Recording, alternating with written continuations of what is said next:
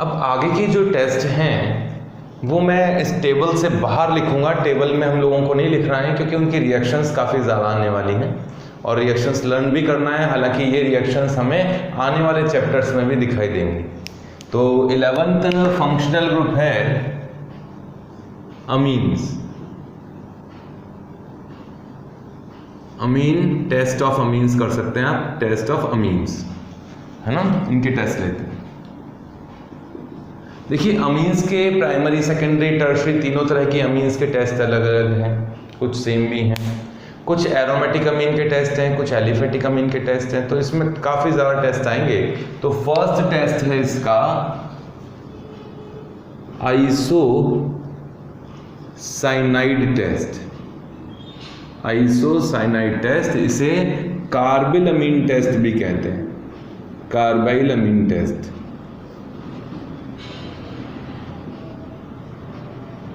ठीक है, ये कार्बाइल अमीन टेस्ट है, प्राइमरी अमीन का टेस्ट है, चाहे एलिफेटिक अमीन हो चाहे एरोमेटिक अमीन हो, ये टेस्ट दे सकते हैं, है ना।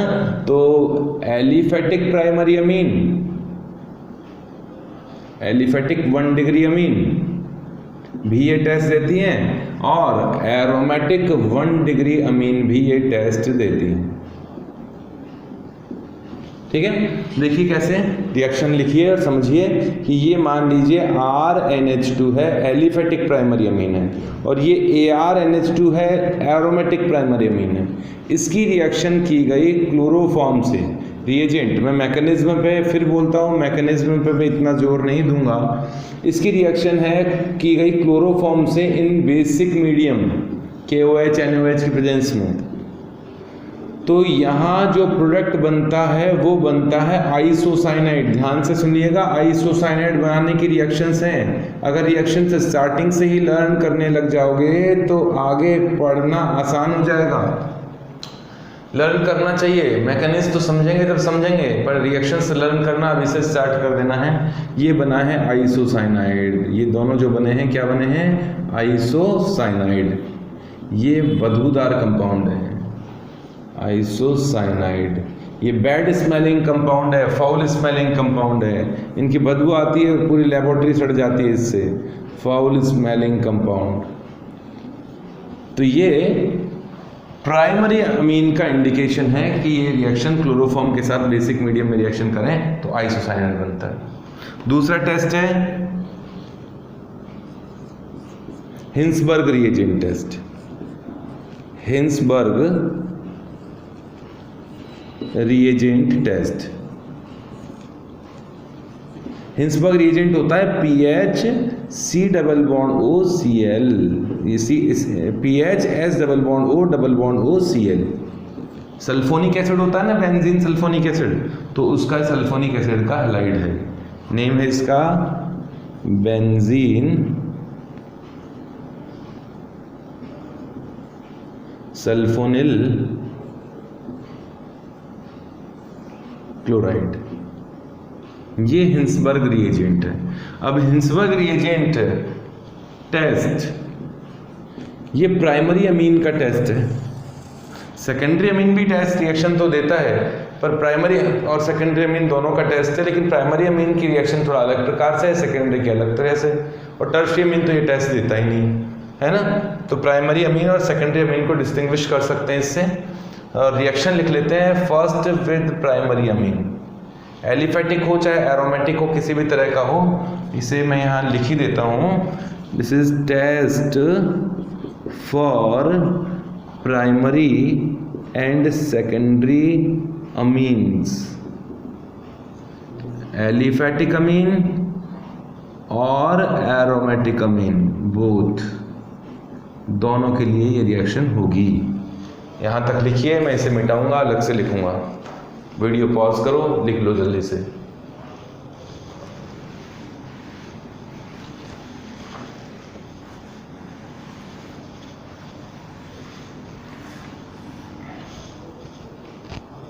इलेवेंथ रिएक्शन चल रही थी फॉर टेस्ट ऑफ अमीन्स, और इसमें हिंसबर्ग रिएजेंट की रिएक्शन चल रही है। बी पॉइंट चल रहा है हिंसबर्ग रिएजेंट। फर्स्ट मैं लेता हूँ प्राइमरी अमीन के साथ रिएक्शन कैसे होती है। देखिए अगर ये प्राइमरी अमीन है, R इक्वल्स टू एलिफेटिक भी हो सकता है, एरोमेटिक भी हो सकता है। इसकी रिएक्शन आपने सल्फोनिल इससे कराई है, तो ये नाइट्रोजन का लोन पेयर यहाँ रिएक्शन करता है, O माइनस बनता है, फिर O माइनस, इतना मैकेनिज्म नहीं जाएंगे। कुल मिला के आप ये समझ लीजिए कि यहाँ का एक H और ये Cl बाहर निकलता है। HCl का मॉलिक्यूल बाहर निकला और नाइट्रोजन का बॉन्ड इस सल्फर से जुड़ गया। ये नाइट्रोजन इस सल्फर से आके जुड़ गया, यहाँ नाइट्रोजन पर एक H रह गया, इस तरीके से ये कंपाउंड बना। ठीक है, ये सल्फोनिक एसिड का अमाइड है। देखो आप ध्यान से समझना कि देखो ये तो है सल्फोनिक एसिड, यहाँ OH होगा तो, और OH को हटाकर यहाँ लगा दो NH2, तो ये सल्फोनिक एसिड का अमाइड है। जैसे कार्बोक्सिलिक एसिड में OH को हटाकर NH2 लगाते हैं तो वो कार्बोक्सिलिक एसिड का अमाइड बनता है, वैसे ही ये सल्फोनिक एसिड का सेकेंडरी अमाइड है ना। ये अमाइड ऑफ सल्फोनिक एसिड या सल्फेनिमाइड भी कह देते हैं, अमाइड ऑफ सल्फोनिक एसिड ये है। ये कंपाउंड वाटर में इनसॉल्युबल होता है ना। ये पर्टिकुलर जो भी कंपाउंड है, R से कोई फर्क नहीं पड़ेगा, ये इनसॉल्युबल इन वाटर, बट ये ईथर में सॉल्युबल होता है, सॉल्युबल इन ईथर में सॉल्युबल है। लेकिन जब मैं इसमें KOH डाल दूं, इस सॉल्यूशन में KOH डाल दिया, बेस डाल दिया, तो ये जो इनसॉल्युबल था वाटर में वो सॉल्युबल हो जाएगा। वाटर के एक्वा सॉल्यूशन में ही KOH डालने पर ये सॉल्युबल हो जाएगा। रीजन क्या है कि इस जगह का H एसिडिक है, एसिड की रिएक्शन बेस से होगी तो वाटर का मॉलिक्यूल निकला और सॉल्ट बना। ये जो सॉल्ट बनता है ये वाटर सॉल्युबल होता है, ये पोटेशियम का सॉल्ट बना इस तरीके से, और ये वाटर सॉल्युबल है, soluble in water.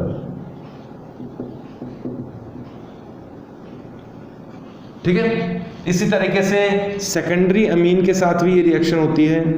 Secondary amine ले लेता हूँ, ये नाइट्रोजन पे 2 R जुड़े हैं इस बार, ये लो, और इसकी रिएक्शन आपने वही सल्फ इससे हिंसबर्ग रिएजेंट से करवा दी।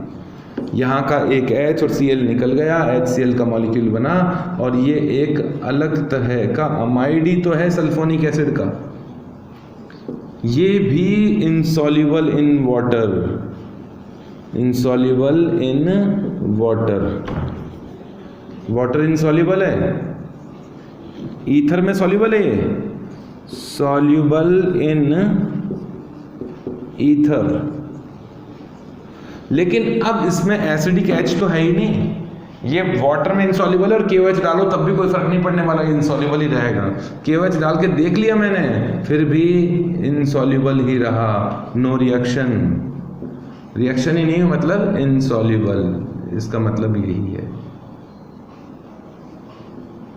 ठीक है, लेकिन टर्शरी अगर अमीन हो तो उसमें तो H ही नहीं होता, तो वो HCl की इससे रिएक्शन ही नहीं करता। तो यही लिख देता हूँ कि R3N और ClSO2pH, मतलब इसके साथ में नो रिएक्शन, रिएक्शन ही नहीं होती है। तो किस किस का टेस्ट हुआ ये? Test of primary and secondary amine. R equals to aliphatic भी हो सकता है और एरोमेटिक भी हो सकता है। लिखिए, मिटाऊंगा इसे मैं, वीडियो को पॉज करके लिख लीजिए। नेक्स्ट अमीन्स में ही मैं C टाइप की मतलब थर्ड रिएक्शन ले रहा हूँ, थर्ड टेस्ट ले रहा हूँ, है हॉफमैन मस्टर्ड ऑयल टेस्ट।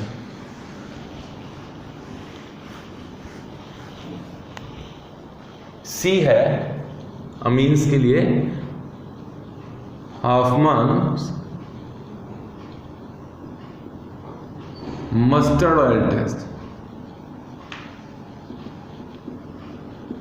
ये प्राइमरी अमीन का टेस्ट है, सेकेंडरी अमीन टेस्ट नहीं देते। सेकेंडरी अमीन से रिएक्शन जरूर होती है बट टेस्ट नहीं होता है। ये प्राइमरी अमीन का टेस्ट है, चाहे एलिफेटिक हो चाहे एरोमेटिक हो। टेस्ट ऑफ प्राइमरी एलिफेटिक और एरोमेटिक बोथ अमीन्स। जैसे आइसोसाइनाइड टेस्ट है, वो प्राइमरी अमीन और सेकेंडरी प्राइमरी अमीन का टेस्ट है, ऐसे ही ये भी प्राइमरी अमीन का टेस्ट है। और रिएक्शन क्या है, RNH2 प्राइमरी अमीन है, एलिफेटिक एरोमेटिक कुछ भी हो सकता है। इसकी रिएक्शन की जाती है कार्बन डाइसल्फाइड से, कार्बन डाइसल्फाइड से। ये सल्फर, ये नाइट्रोजन यहाँ जाके रिएक्शन करता है और सल्फर का ये बॉन्ड टूट जाता है, इसका बॉन्ड बना इस कार्बन के साथ, और यहाँ का जो हाइड्रोजन है वो H+, यहाँ सल्फर माइनस पे चला गया, मतलब इस तरह से बॉन्ड बना है R और नाइट्रोजन, और इसका एक H निकल के कहाँ पहुँच गया, इस सल्फर पर पहुँच गया। इस तरह का कंपाउंड बना। और ये जो कंपाउंड है नाइट्रोजन पर H है, इसे जैसे ही हीट किया जाता है तो H2S गैस बाहर निकलती है। H2S गैस को एब्जॉर्ब करने के लिए मैंने HgCl2 यूज़ कर रखा है पहले से, मतलब इसको हीट ही मैंने HgCl2 सॉल्यूशन के अंदर किया है। तो जब आप इसकी रिएक्शन इससे कराओगे तो यहाँ कार्बन और नाइट्रोजन का डबल बॉन्ड बनेगा, ये बनेगा। साथ में ये जो H2S गैस बाहर निकली थी वो इससे मरकरी से रिएक्शन करके मरकरी का सल्फाइड बना देगी और 2 HCl भी बनेंगे। ये कंपाउंड जो है वो ब्लैक कलर का PPT है, मर्क्यूरिक सल्फाइड ब्लैक कलर का होता है। अच्छा, अगर यहाँ ऑक्सीजन होता है इसे बोलते हैं आइसोसाइनेट, और ऑक्सीजन की जगह सल्फर लगा दिया तो आइसोथायोसाइनेट, आइसोथायोसाइनेट, ठीक है। ये ही मस्टर्ड ऑयल की स्मेल वाला कंपाउंड है, मस्टर्ड ऑयल स्मेल आती है, सरसों के तेल की इसमें गंध आती है, उसमें होता है सल्फर का पार्ट होता है मस्टर्ड ऑयल में, इसलिए मस्टर्ड ऑयल का यूज़ किया जाता है ना, तो स्किन की कुछ प्रॉब्लम्स जो होती हैं वो दूर हो जाती हैं, क्योंकि सल्फर होता है और सल्फर स्किन के लिए मेडिसिन, अच्छा मेडिसिन का काम करता है। ये तो हो गया इसकी रिएक्शन, ये टेस्ट प्राइमरी अमीन का ही है। अब सेकेंडरी अमीन से रिएक्शन तो होती है बट वो टेस्ट नहीं है। R2NH कार्बन डाइसल्फाइड से रिएक्शन करता है, और रिएक्शन भी होती है, ऐसी बात नहीं है, लो रिएक्शन भी होती है। यहाँ नाइट्रोजन है और यहाँ कार्बन से बॉन्ड बना, जैसे ऊपर वाली रिएक्शन हुई है, सल्फर डबल बॉन्ड है और ये SH बन गया, नाइट्रोजन का सल्फर यहाँ आ गया। बट अगर आप इसे HgCl2 की प्रेजेंस में हीट भी करो तो कोई रिएक्शन तो होने वाली नहीं है, क्योंकि नाइट्रोजन पर H ही नहीं है। यहाँ तो H था तो H2S गैस बाहर निकल गई, यहाँ तो H2S गैस बाहर नहीं निकलती, तो Hg सल्फाइड का कोई ब्लैक PPT भी नहीं आता, बट रिएक्शन होती है। लेकिन अगर टर्शरी अमीन होता है तो ये रिएक्शन भी नहीं होती है, ठीक है। तो टेस्ट तो यही है, अमीन्स का टेस्ट तो यही है, लेकिन ये रिएक्शन मैंने बता दी है। इसको लिखो, इसे भी जल्दी से लिख लो, मिटाऊंगा।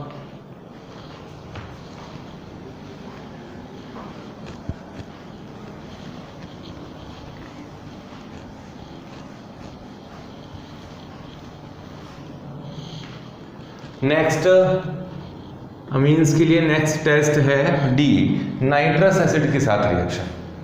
नाइट्रस एसिड के साथ टेस्ट क्या होता है, तो मैं यहाँ लेता हूँ प्राइमरी अमीन्स का टेस्ट है, test of primary amines, test of primary aromatic amine लेता हूँ।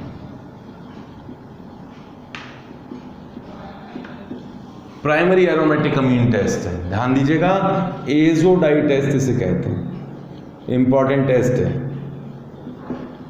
बहुत ही इंपॉर्टेंट टेस्ट है। एजोडाइट रिएक्शन पूछी जाती है कई बार। एजोडाइट टेस्ट केवल एरोमेटिक प्राइमरी अमीन देते हैं, मतलब एरोमेटिक रिंग से डायरेक्टली NH2 बॉन्ड होना चाहिए प्राइमरी, और एरोमेटिक अमीन होना चाहिए। इस नाइट्रोजन पे 2 H होने चाहिए और ये नाइट्रोजन एरोमेटिक रिंग से जुड़ा होना चाहिए।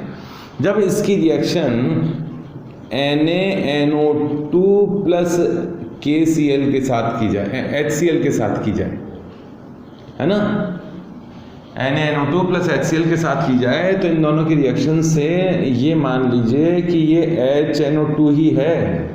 HNO2 तो अनस्टेबल होता है लेकिन इसी फॉर्म में दिया जाता है, तो कई बार HNO2 नाइट्रस एसिड भी लिख के दिया जा सकता है और कई बार डायरेक्ट इन दोनों की रिएक्शन भी दी जा सकती है। तो ये रिएक्शन की जाती है 0 to 5 डिग्री सेल्सियस पर, और ऐसा करने से एक डाईएजोनियम नाम का कंपाउंड बनता है। ये डाईएजोनियम सॉल्ट है, ये डाईएजोनियम क्लोराइड बनता है ना। ये डाइएजोनियम सॉल्ट है, डाइएजोनियम सॉल्ट बना। इस डाइएजोनियम की सॉल्ट की रिएक्शन इस फिनॉल से की जाती है। फिनॉल कहीं ले सकते हैं, ज़्यादातर बीटा नेफ्थॉल का यूज़ करते हैं, बीटा नेफ्थॉल। तो बीटा नेफ्थॉल पर इस पोजीशन पर ये नाइट्रोजन जाके जुड़ता है। इसका एक और रेजोनेटिंग स्ट्रक्चर बना के दिखाता हूँ। ये इसका रेजोनेटिंग स्ट्रक्चर है, यहाँ प्लस। मुझे लगता है कि 11th वालों को तो इसकी हवा भी नहीं लगेगी। 11th वाले जो स्टूडेंट्स हैं उनको तो ऐसा लगेगा अरे रिएक्शन क्या, कहाँ से रिएक्शन बता दी। लेकिन ये थोड़ा सा दिमाग पे जोर डाल के रिएक्शन लर्न करना, और रिएक्शन नहीं लर्न हो तो टेस्ट तो लर्न करने ही करने हैं कि ये कंपाउंड है, इसमें नाइट्रस एसिड डाला जाता है तो ये कलर का कंपाउंड बनता है। कलर तो लर्न करने ही है। और जब आप ये रिएक्शंस जब पढ़ोगे, ये सब रिएक्शंस आने वाली हैं आगे चैप्टर्स में, जब रिएक्शंस पढ़ोगे तो आपको और अच्छी तरह से लर्न हो जाएगा। लेकिन यहाँ मेहनत की हुई होनी चाहिए। ये अगर कई बार हम लोग ये पढ़ाते ही नहीं थे, कई जैसे हम लोग 13th में, मतलब उसमें तो पढ़ाते, 11th क्लास में कई बार पढ़ाना बंद कर दिया था हमने, क्योंकि रिएक्शंस तो आगे वही पढ़नी है। लेकिन फिर भी मैं आप लोगों को एक्स्ट्रा पढ़ा रहा हूँ, क्योंकि ये एक जगह, ये सारे टेस्ट जो हैं अलग अलग चैप्टर में आने वाले थे, इन सभी टेस्ट को उठाकर एक जगह इकट्ठा कर दिया। ये काम कब आएंगे? जब रिवीजन जब तुम करोगे ना, तब तुम्हें ये अच्छा लगेगा। अभी तो बड़ा ही बुरा लगेगा, लेकिन जब आप पूरी चैप्टर्स पढ़ चुके होंगे, सारी रिएक्शंस पढ़ चुके होंगे, और उन रिएक्शंस में से जो टेस्ट थे वो सेलेक्ट करके तुम्हें एक जगह इकट्ठे करने थे ना, वो मैं तुम्हें इकट्ठे करके दे रहा हूँ। लेकिन इसका प्रॉब्लम ये रहेगी कि हो सकता है इससे तुम्हें भय लगे, डर लगने लग जाए, तो उससे डरना नहीं है। थोड़ी सी मेहनत करके इनके टेस्ट के, इनके कलर्स को लर्न करना है, और कोई बात नहीं, थोड़े दिनों बाद भूल जाओ, कोई दिक्कत नहीं है। ये टेस्ट अभी लर्न करो, इससे क्वेश्चंस करो और भूल जाओ। जब ये टेस्ट वापस आएंगे चैप्टर्स में तो तुम्हें अपने आप याद हो जाएंगे, वो तुम्हारे अंदर से निकल के आएगा। ठीक है ना? तो इसे जो सा मैं बता रहा हूँ, उसे टेस्ट तो लर्न कर। 13th क्लास वाले स्टूडेंट्स को तो रिएक्शंस भी याद करनी है। 11th क्लास वाले स्टूडेंट्स को इनकी जो टेस्ट हैं वो उनकी कलर वगैरह, रिएजेंट की नेम लर्न करने। तो एजोडाई टेस्ट में नाइट्रोजन, ये इसकी रेजोनेटिंग स्ट्रक्चर है। ये नाइट्रोजन यहाँ जाके बॉन्ड बनाता है, H को रिप्लेस कर देता है, और एक डाई बनती है, ऑरेंज रेड कलर की डाई बनती है, और ये कंपाउंड बनता है इस तरह से, ऑरेंज रेड डाई, ये बनती है। ठीक है? ये टेस्ट एरोमेटिक अमीन नहीं देते हैं, प्राइमरी अमीन देते हैं। सेकेंडरी और टर्शियरी अमीन ये टेस्ट नहीं देते हैं। फटाफट लिखो।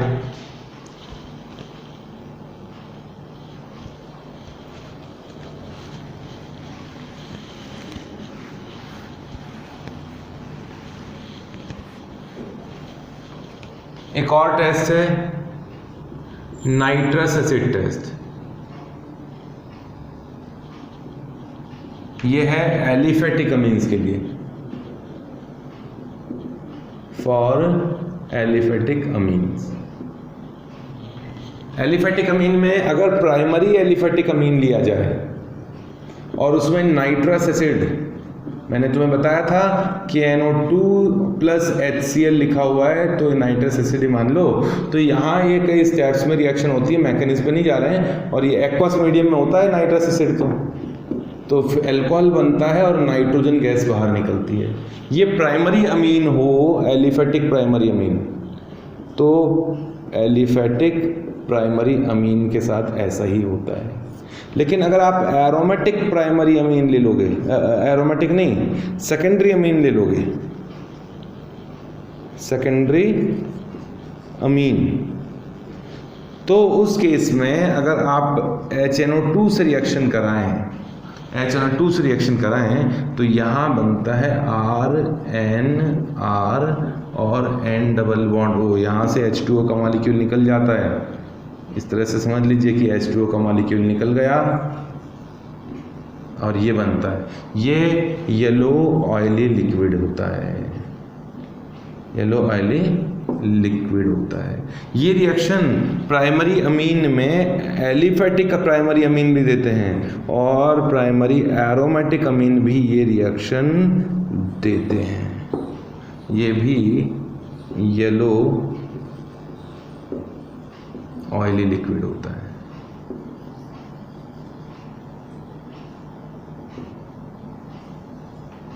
ठीक है, इस तरह से ये टेस्ट आते हैं अमीन्स के। और टेस्ट लेते हैं, लिख लो यहां तक।